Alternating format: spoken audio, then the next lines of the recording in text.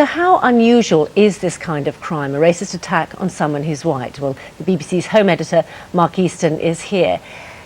Is it possible to ascertain how common this kind of crime is, Mark? The problem with racially motivated crime is it's very subjective. The definition of a racially motivated crime is any crime in which the victim or anyone else perceives it to have been a racially motivated crime. So it is very subjective. Perhaps the best handle we've got on it comes from the British Crime Survey, a huge annual survey the Home Office does, which talks about people's experience of crime. Now, until the mid-90s, they only asked people from ethnic minorities if they'd been a victim of race crime, interestingly. But for the last 10 years they have, and very recently they've done some analysis on the figures. And if we look at, say, violent racial attacks, what it shows is that among the black and ethnic minority community, on the basis of the figures, extrapolated 49,000 people, the Home Office think in 1 year from those communities were the victims of a violent racial attack. From the white community, 77,000, so rather more. And if we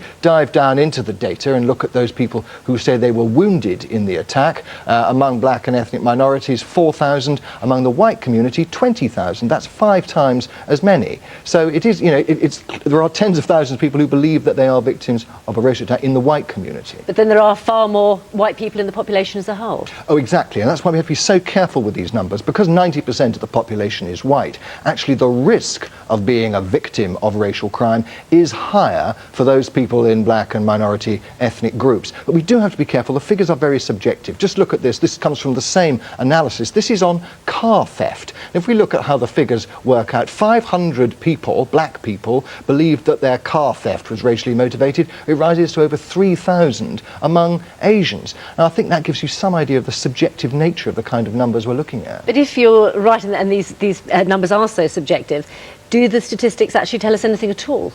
I think they certainly tell us that tens of thousands of people across all communities, but including the white community, believe that they have been victims of race crime. And I think among the white community, many of those people feel that this is a subject that just never gets discussed by the media, and that into that vacuum, if you like, the far right has moved and often tried to sort of sign up victims for their own cause. One is Ross Parker, who we can see here, who was murdered in 2001 in Peterborough by an Asian gang. The judge said it was a racist murder. His family were approached by one far-right group, told them to get lost, but they still feel very strongly that because their son was white, the crime didn't cause nearly as much stir as it would have done if he'd been black.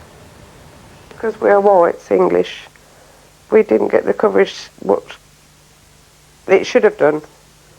And that's what makes us angry. It's just as if we don't care anymore, we don't count. I mean, what was Ross's life worth? Nothing, because nobody seemed to bother. And Kelvin Mackenzie, former editor of The Sun. Now, Kelvin, you've written about this. You feel quite strongly that it is an overlooked area. Yes, I mean, it's utterly disgraceful.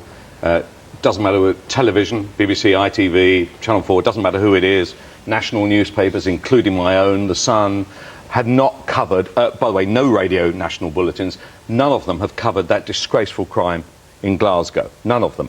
One paper, I think it was The Times, page 20, about 3 weeks ago, ran it. I know there's complications in it, but if that had been the other way round, disgracefully, it had been a young black lad who had been pulled off the streets, knifed and then burned alive. It would have been correctly a huge story. Why doesn't it happen the other way around?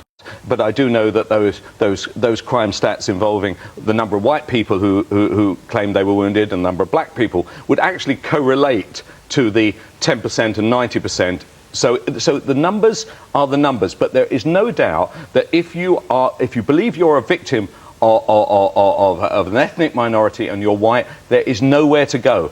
Editors, I think, are so liberal that they're scared to be seen that they're moving to the right of their paper, so that when something happens to somebody white, oh, well, that's over there. But correctly, they report a black victim. And the problem is, all I'm asking for them is that they have a white victim as well.